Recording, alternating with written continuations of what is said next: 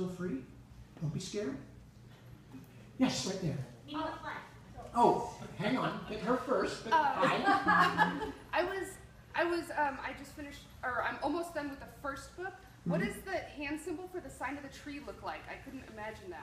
Okay. Well, the tree, which is cognate, obviously, with the Christian cross, is the execution tree on which the born-again Savior of this particular world was hung, for those of you who don't know what we're talking about. So it's a sign that people use in situations where in medieval Europe, people would cross themselves. And what it is actually, the sign of the tree is basically, it's a crossbar curving up like this and a down thing. So the way I always see it is a stroke like this and then the rounded crossbar. So a stroke and a crossbar. But they do it obviously like people cross themselves. They do it very fast. Does that make sense? Thank you. Happy to help. Yes. Meaning of life. Meaning of life. Okay. Well, 42. Okay. I'm glad I can help with that one. Any other slightly more drawn-out kinds of questions? Although I can keep going with the 2-digit answers if that's what appeals to people. I'm wondering what it's like coming back to this series 30 years later. Is there anything that you feel like, in hindsight, you might have done differently? Well, fortunately, the question for anybody who didn't hear it was what it feels like to come back to these things 30 years later. Any writer, I think, who returns to their work after a passage of time like that, especially when they haven't read it since then, there is a certain trepidation that you're going to pick up the book and say, oh my God, now I have to shoot myself. I never dreamed what crap I was back then. Fortunately, I didn't feel that way. I did, if I could go back now, I can promise you I'd have a whole sack full of commas that I would have shaken out of the books and would have quietly taken away to a landfill somewhere and gotten rid of them, because I'm not quite as commaphilic as I was back in those days. But no, the most interesting thing for me actually was how even after not reading the books for all those years, there were a lot of details I couldn't remember, and I'll tell you something more about that in a second. But the characters were still very real to me. I had no problem picking up the characters again. I had to think a little bit about how they might have changed in 30 years, obviously, but just as those of us of a certain age are merely kind of wrinkled vessels with a tiny child trapped inside, so are the characters for me. They're still them. They were still them. They were still fundamentally the same people, and they were people that I spent so much time with when I first wrote the books that they felt very familiar to me. And I didn't really have a problem with finding those characters again. What I did have a problem with quite frequently was remembering details. Because as I said, I had not read the books, except I wrote one story based in the Ostenard universe for an anthology. So I had to go back and read a couple little parts just for that. But I had not read the books as a whole for, again, 30 years. In that time, many other readers of mine had read them not once, not twice, but in some cases literally dozens of times, or had created role-playing games based on them, and literally knew more about my world than I did. So instead of kicking against that particularly embarrassing thing, I took advantage of it, and I used those people ruthlessly, viciously. I wrung them out like they used to do laundry, beat them on the flat rocks till all the liquid came out. I said, you're my researchers. You're going to tell me all this stuff. I'm going to be emailing you at 3 o'clock in the morning to say, what the hell is that guy's eye color? What were those people? Did they ever get married in the first books? All this stuff that I've been writing other books, okay? So sue me, whereas some of my readers obviously were really attached and had been doing a lot of reading. So in terms of your original question, there was nothing shocking, nothing that upset me. The funny thing is that my concerns are still very much what they were at that age. I'm still the same person, just less hair, And So, you know, I didn't feel any great separation from the person who wrote those books. It was still the kind of thing that interested me, that you know, what the characters were doing and how they felt about each other and what they did and how they thought were all still things that meant a lot to me. So in that sense, it was kind of a relief to find that and to have that continuity. Thank you. Sure, thank you for the question. So as a writer, you obviously have a lot of stories going throughout your head a lot, and you've clearly written a lot of them as well. But I was wondering, do you have any stories that maybe you have come across in your mind that you haven't written or don't want to write? Well, inevitably, when you're working as a writer, you are always weighing a number of different factors. One of the factors is, how do I prevent my family from starving? That's a big one. This is particularly apropos because that's actually my family up there. So one of the things that definitely comes into play is you're thinking, okay, you know, I want to be open to whatever ideas come to me, but at the same time I also know that, for instance, if I spend too much time writing short stories on different subjects, I won't get the novels written, and the novels are what pay the bills. You know, and they're what my readers want also. I don't want to make it sound completely mercenary. I mean, that's, you know, I started out as a novelist. Everything else is kind of secondary anyway. But that's also what the readers want, is they want more novels. But inevitably, tons of ideas come. Ideas, you know, that is the one problem I've never had. And so when people come up to me at a party and say, like, hey, I heard you're a writer. I got this great idea, and I'll let you have it, and you write it, and then we'll split the money.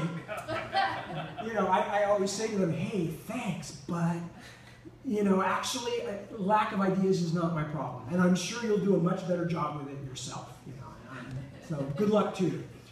But it is funny, actually. The other thing is that people come up to you at parties, if you're a writer, and tell you about the book that they would write if they had the time to write it. You know, as if that was the only factor involved in being a writer, is just a lot of free time, you know. But I've always wondered about that, because I've been doing this for 30 years now, and I always wondered, do people do that to doctors? You know, do they come up to parties and go, hey, I've got this great idea for a gallbladder operation, you know, and I don't have time to do it myself, but let me describe it to you, and maybe you'd like to try it out on your next patient.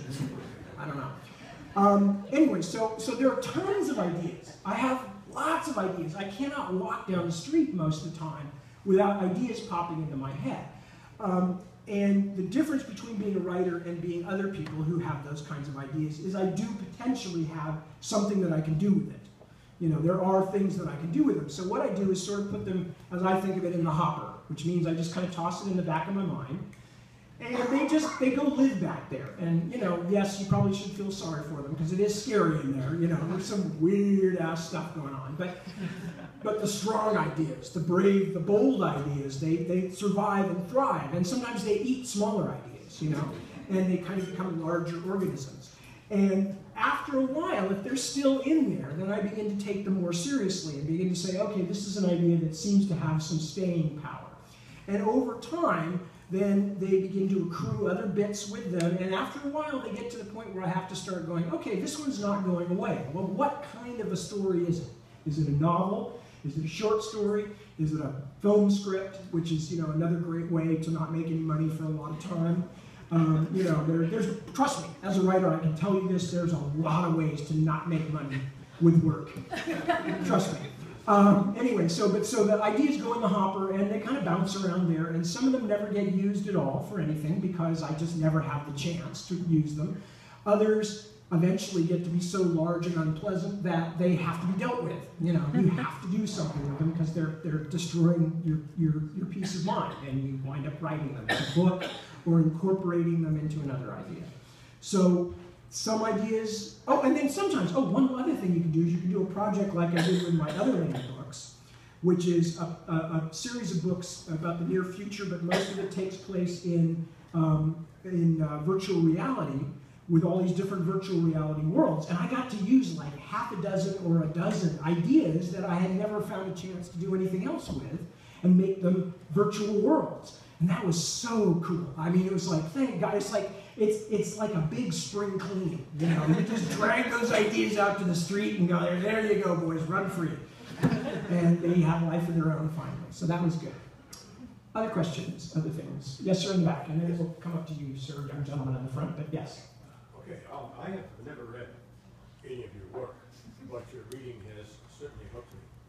The question that comes to mind, since the narrative comes through the mouth and the mind of a human as such, is it based on this earth and a sort of thought of what is in the past, or an idea of what the future is? Are we talking about the book I was reading from? Yes. Okay, because one of the great things about the kind of writing that I get to do is I literally can pretty much do anything. So I can write some things that are supposed to be this earth, but in the future or in the past. I've written historical fiction stuff. I write stuff that takes place in sort of alternate versions of the present. But the idea with this world is it's a kind of pseudo-medieval world, roughly, at least the human parts of it are roughly equivalent to about, like, say, 14th century Europe, but it's not our world. There are similarities, there are patterns that are similar, because the patterns are what interest me, is what happens when cultures bump together, what happens when cultures overrun other cultures or absorb other cultures. All those kinds of things that I use the real world as my first model for, because I'm a bit of a history buff. But the world itself is kind of itself. It has its own history, it has its own duration and geography and everything. So. All right, thank you. Okay. That's my question. Sure. You still have a question. I was wondering, after you publish a book, have you ever thought over the plot and had any plot points that you regretted and wanted to change or edit? Well, that's actually a very good question, because I have a particular problem that not all writers have.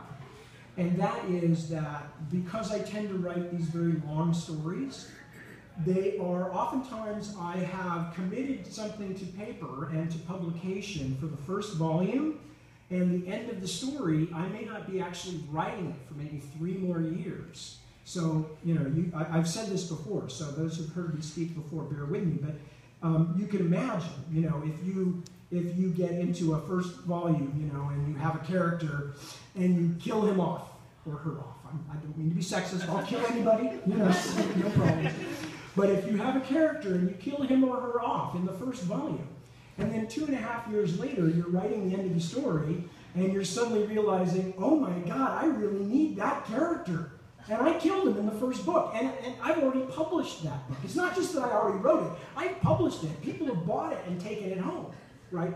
So going door to door with a pencil and borrowing everybody's copy back and crossing out dead and putting in breathing very shallowly is not an option, right? So what you have to do is you have to do a certain amount of planning ahead of time, and you have to leave a certain amount of things, how can I put this, creatively vague, okay? So they're significant, that something significant has happened, but this is one of the reasons, by the way, in fiction where people disappear more often than they just lie there dead, okay? Anybody who's ever watched a soap opera knows, right?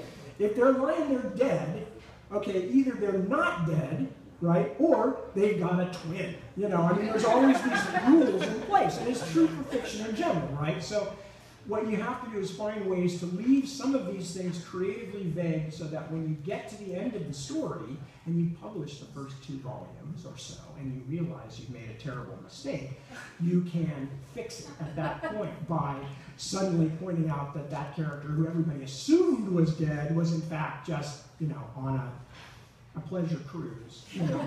Just happened to be at sea with no means of communicating for 2 years and just came back. And they were shocked, I tell you, to find out what had been going on in their absence.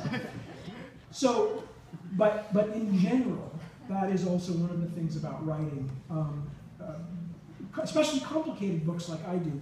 It's very hard to pull them apart after the fact, even when you're still in the first draft stage. If you go all the way through a 1,000-page first draft and realize that there's something seriously wrong with one of the plot lines, they're all woven together like cloth. It's very hard to just pull one thread out. So for me personally, and this is not all writers, but for me personally, what I like to do is to actually write with a lot of thought. I don't just sit down and write something. I tend to think about what I'm going to write for more hours of the day than I actually spend writing, so that I can feel there's a good chance that I've considered as many possibilities as I can come up with, and then I'll probably keep that. You know, that's probably the right one. And then I just keep piling, you know, sort of brick on brick until I get to the ending. And most of the time, I haven't found that I did something fatally stupid. Most of the time. Yes? How do you keep track as you're writing of the complicated plot, and do you use certain tools, and do you like have it sort of know where you're going to be at the end? Sure. I actually have a question for you first, which is, are you yourself writing or interested in writing, or are you asking about me personally? Because, okay, the reason I'm asking that is because pretty much all writers find their own method for what works. I am kind of at one extreme. I'm, you know, in a number of ways, but we won't go into all of that. But in terms of writing, I find that it's actually most useful for me to keep most of it in my head. And part of that is because as soon as I start writing things down, the literal act of writing things down begins to solidify things in my mind. And it makes it harder to unthink them, if you understand what I'm saying. So if I think, okay, I want this character to do this, and I start kind of writing it down and making notes about it, then if I realize a day, a week, a month later that that wasn't a very good plan, it's much harder to back away from it. So what I find is that if it's in my head, and if most of all the plots and the characters are in my head, it's much easier to do sort of thought experiments. You know, and just sit there and play kind of three-dimensional chess and go, well, if I do this with this person, then this is going to happen, but then they're going to have to get over here, so they could do this, but no, then they're going to miss this bit. So so there's a lot of that going on. And for me, the less that I try to codify it or write it down, the better it works, until I'm actually ready to commit it to paper. But, as I said, please understand, this is rather an extreme end of this kind of thing, and every writer finds their own path and finds what works best for them, which is what I always tell people when they ask me anything, like, you know, what kind of, do I write on a computer, do I write in the morning, you know, all those kinds of things. Everybody finds their own way and finds what works best for them. And, you know, you could be, a much greater writer than I am and have a completely mapped out way of how you do everything, and you hand that to another writer and it might just fail them completely and might completely screw them up. So take anybody's advice about that stuff with at least a grain of salt. In the back, sir. I'm thinking 30 years ago, your life was very different than now, and maybe you're remembering the hair comment, aren't you? maybe you had, other things you had to do to make a living or whatever, and you were working on Dragon Bone Chair. And what would you say is really different now from back then? Oh, well, a lot of things changed for me. And for your work process. Right. What was like creating Dragon Bone Chair versus what you have? Well, for one thing, I am much more ignorant about writing than I was 30 years ago. That's been a kind of a gift, I think, in a way. Most of the creative people that I talk to who do any kind of creative thing for a living, we all sort of agree on this, that the longer we do it, the less we know. When I wrote my first book and sold it, to like the second people I sent it to, I went, this writing stuff is easy. Why doesn't everybody do this, right?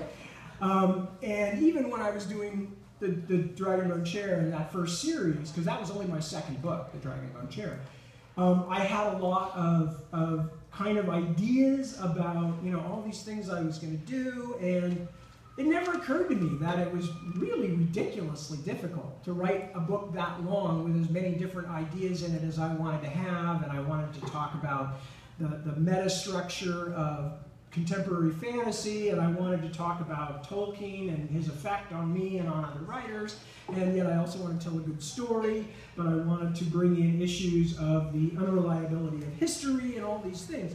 And it was crazy. It was crazy. And whether I did it or not, I still don't know, but that's kind of what I just went, well, hey, no problem. The more I do it, the more I realize, how little I know and how much work there still is ahead of me to ever become the kind of writer I really want to be. And so that's the first difference, is I am much more humble. And some people who know me might say with good reason. But it's true. I'm a much more humble writer than I was when I first started out. I was still in the grip of my teenage, gee, aren't I wonderful phase, you know, which some of us go through. As far as the rest of my life and the way I am, my life is quite a bit different. And that's actually what led to these new books being written. Because for years, my wife, Deborah, who is over here standing against the wall, Deborah is quite a bit more practical than I am, because she comes not just from a book background, but also the business background, because she was my British publisher when we first met. And Deborah would always say things to me in a kind but pointed way, like, well, why can't you go back and write in any of these worlds where you've already had success and people love the worlds and there's a great deal of goodwill toward those books? And I was always kind of felt like, oh, you know, that's like a franchise, you know, that's, I have to have the story first. I can't just go back to a world and say, I'm going to write in this world. You know, that's just like opening a McDonald's or something. You know, you're not doing anything new. You're not using your creativity in the same way. So the last time this came up, I was very grumpy about it because I felt like, haven't I explained this enough? How truly laudable and pure I am? Doesn't everybody realize what an artist? So after we had the conversation, I was lying there in bed that night, and I was thinking of all the reasons I couldn't just go back and write a new Ostenard book, you know, primarily because I didn't have a story, you know, and the story has to come first, especially with a big, long series, because, you know, you're going to spend like 4 or 5 years on a story. That's a major chunk of your life. You have to love what you're doing. I defy anybody to try and write a book or books that kind of complex and all absorbing without really being into it. You know, we're trying to do it just for money or something. It doesn't work. So I'm lying there thinking about it, and I was saying, well, and the other thing too that Deb's not even realizing is that, you know, I've changed so much in 30 years. You know, I'm not the person who wrote that. I mean, when I wrote those, I was in my 20s, and, you know, I had just gotten married for the first time to my first wife, my only ex-wife at this point, and presumably forever. Presumably forever. I certainly hope so. You know, I hadn't lived in another country as I did when Deborah and I first got together, and I moved to London because that's where she was still working and needed to be physically present to do her job as a publisher. And we certainly hadn't had kids, you know, whereas we got a basket load of them now. And so a lot of things were different, you know, and even though one can understand things like mortality and one's place in the greater scheme of things when you're in your 20s, you only understand them intellectually. You don't feel it. You don't. It's when you have kids, especially, that you first realize, oh wait, I'm not the center of the universe, you know. And I only felt that way because for a while, you know, I was carrying the family DNA, and that was a big deal, you know. So they were all nice to me. My parents acted like they didn't want me to die, you know, stuff like that. Whereas by the time, you know, you have kids of your own, you're shifted off the focus, you know, and you're also beginning to notice other things, like I'm part of not just a family, I'm part of a stream of humanity, of all of humankind that has gone before me and that will be here after I'm gone. And all these other things, you know, so your perspective changes. So I was lying there in bed thinking about all these reasons why I couldn't possibly write another set of Ostenard books because, you know, I'm so different now. And I suddenly thought, yeah, the characters would all be different people if the same amount of time had passed for them. You know, the ones who were teenagers at the end would be middle-aged now. Some of the older people would have died, and others would be really old, and you know, there'd be new generations coming along, you know, everything would be quite different. And then something clicked. And I went, you know, I could write about that. I could see a way into that, you know, that interests me in a way that simply going back to the world doesn't. But going back to the people that I had spent so much time with and seeing who they have become and who they are still trying to become, that suddenly interested me. And as I was lying there thinking about it, the ideas began to aggregate. They began to self-connect. And before I knew it, it's 4 o'clock in the morning, and they're just going, and it's just like you shoved an Alka-Seltzer tablet up each nostril. Your brain is fizzing, So by the time I'd gone up the next morning, I was ready to tell Deb, I think I actually could. And that's what led to the new books. But it was very much about what's changed for me between then and now, and what changes for everybody. Was it important to you, writing the new trilogy, that readers could come in to this as a completely new concept? They don't have to have read the previous trilogy, or was that not part of what you... Oh no, that's definitely part of it. I want new readers to be able to pick it up, and I'm hoping that if they enjoy it, either if they read the whole thing, or even if they just get partway into the first and say, oh wait, there's a bunch of other books about these people, I think I want to go back and check those out before I finish it, that's fine too.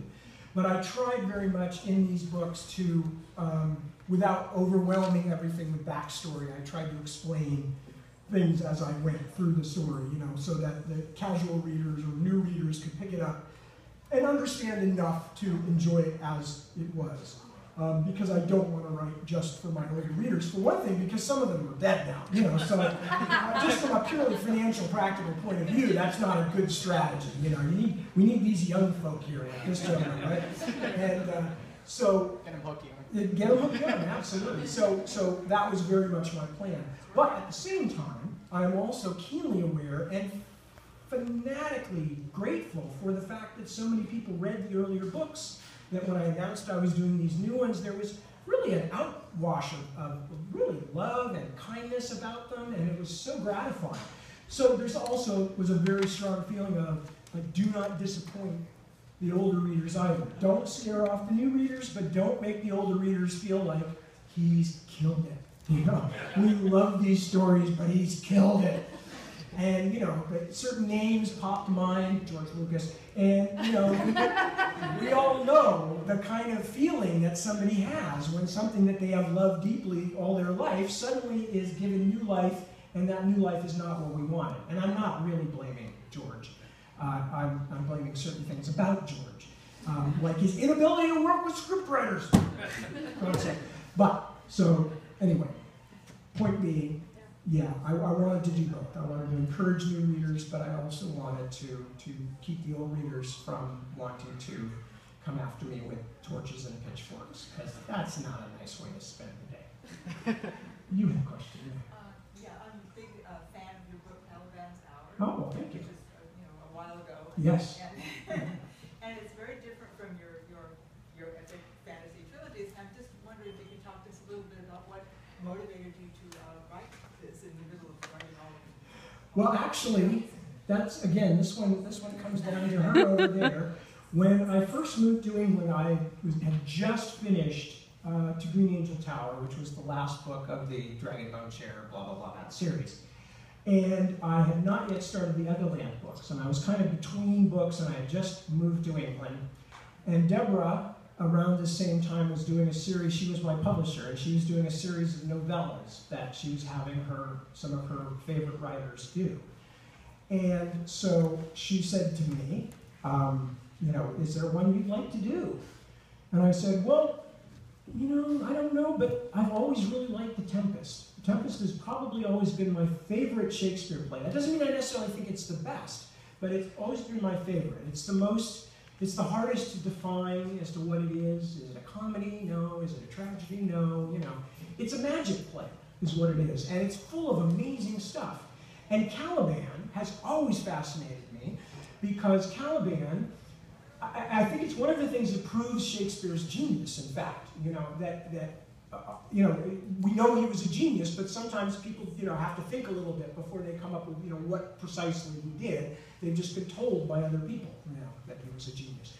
Well, that's an example right there, because when Shakespeare was writing The Tempest, near the end of his life, the New World was still a brand new discovery, okay? So the age of exploration had really just begun in the last 30 years or so. The New World was brand new. And in fact, the whole idea of colonialism did not even really exist yet. But Shakespeare, in his brilliance, jumped past all of these other issues and came up with this this island where this magician, Prospero, had been marooned by his enemies. And the creature that lived on the island, Caliban, which is of course an anagram, not of course, but it's an anagram for cannibal. So in a sense, he's talking about how people thought about what these human-like creatures in the New World were. These bizarre, scary, heathen things that, were a little better than animals as far as they were concerned.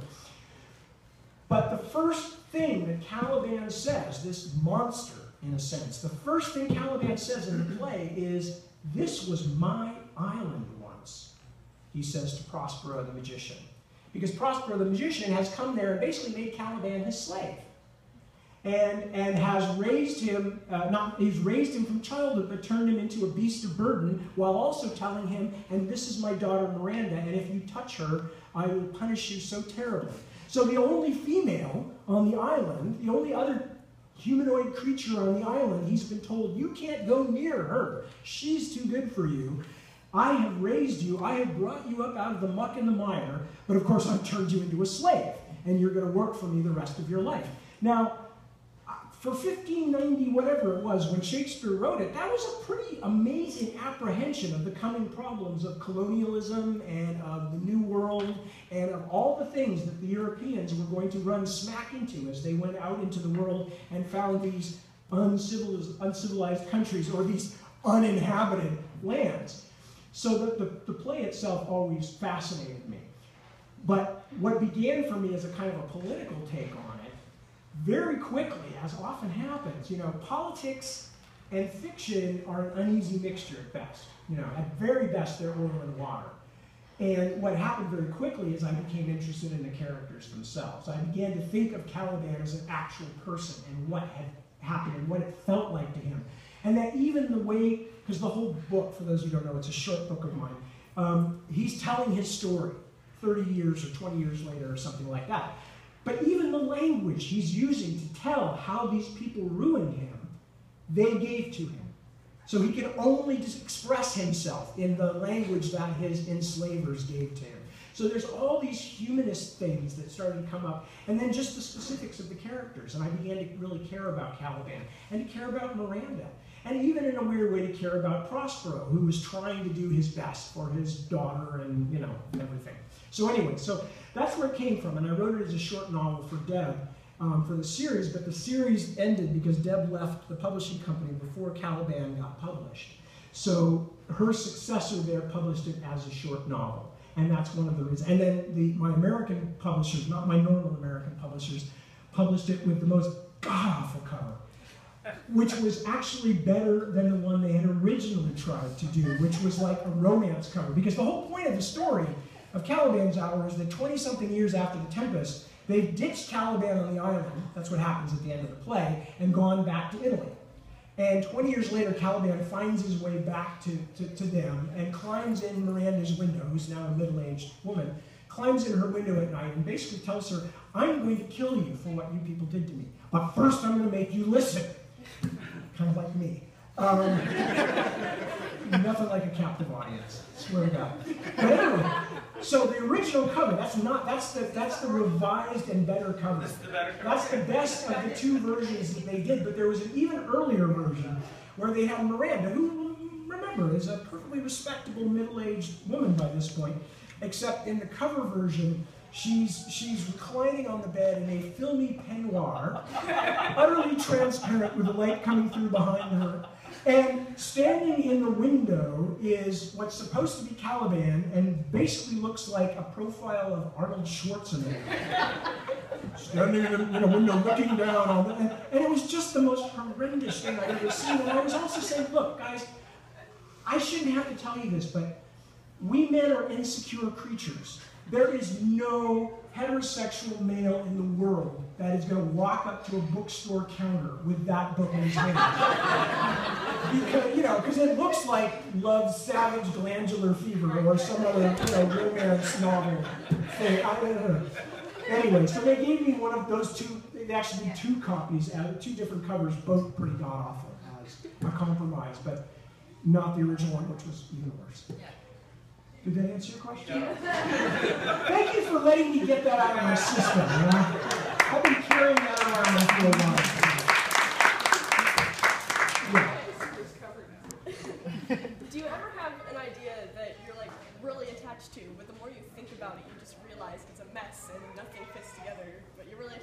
where you just want to scream.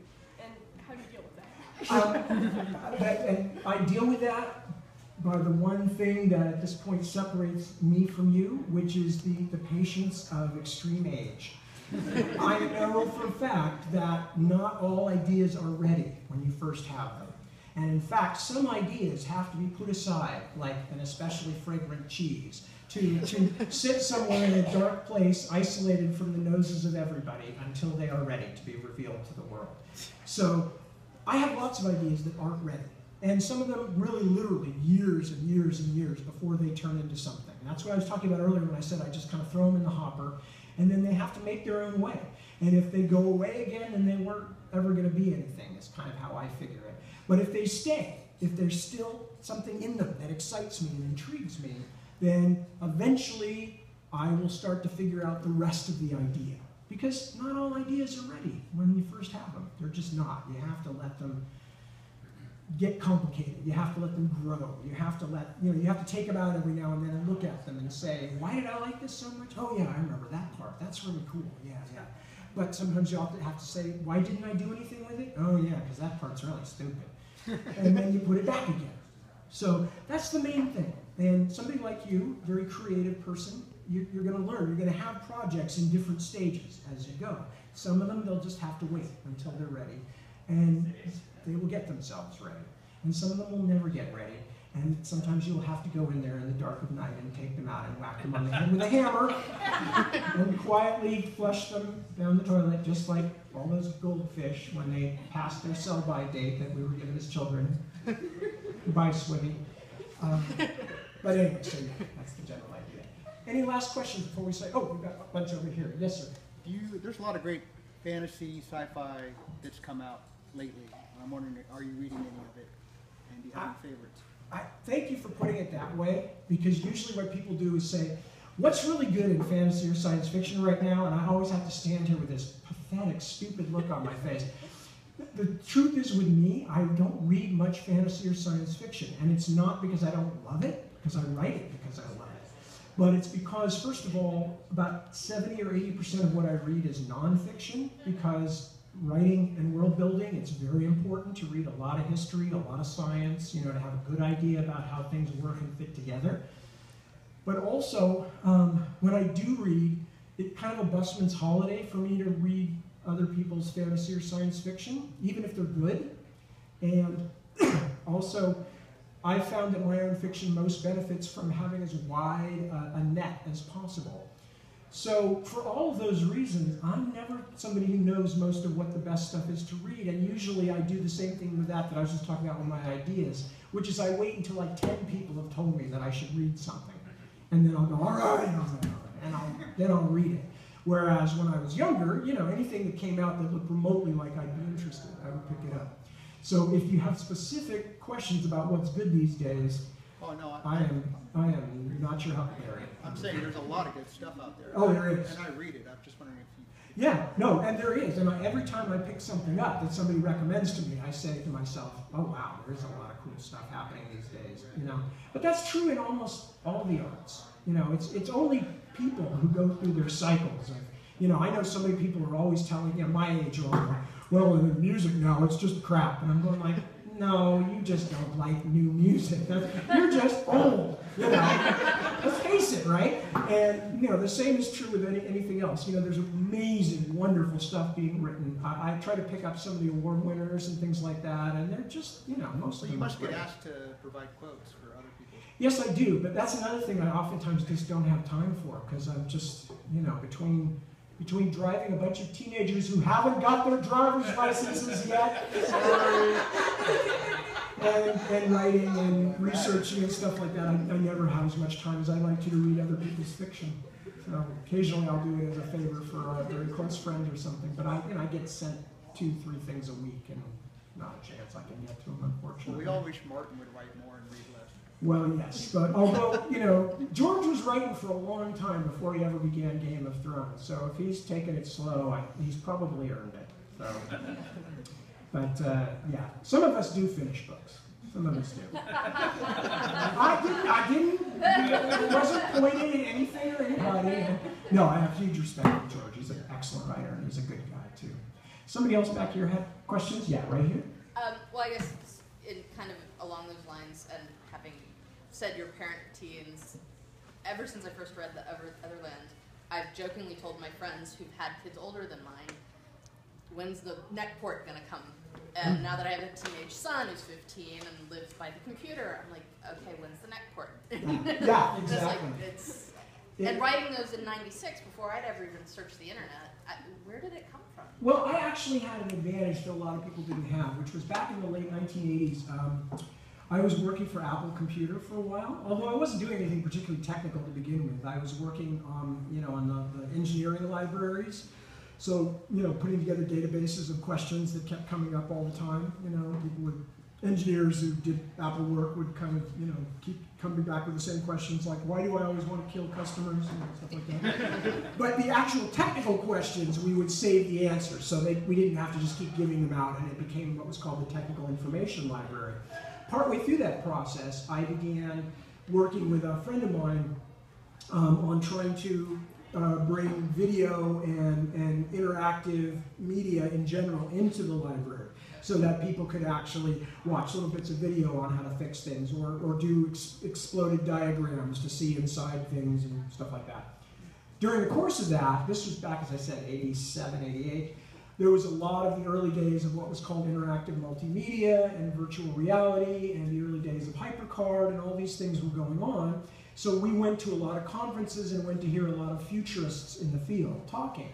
And I got really interested in it. So by the time we got done with that, my friend and partner and I actually started a company and did an interactive television show for a while in the late 1980s and early 1990s, which I think was the first of its kind that ever got done. As always, with those who are boldly ahead of the pack, we lost all of our money. So.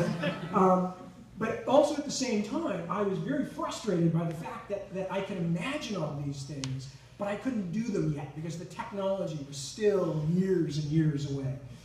So one of the things that happened with Otherland is it was a response to that. I said, I can't do these things yet that I can imagine and that I wanted to do in this company of ours, but I can create, I can create an environment in which I can invent these things and I don't have to actually, do all of the patenting and, all that kind of stuff.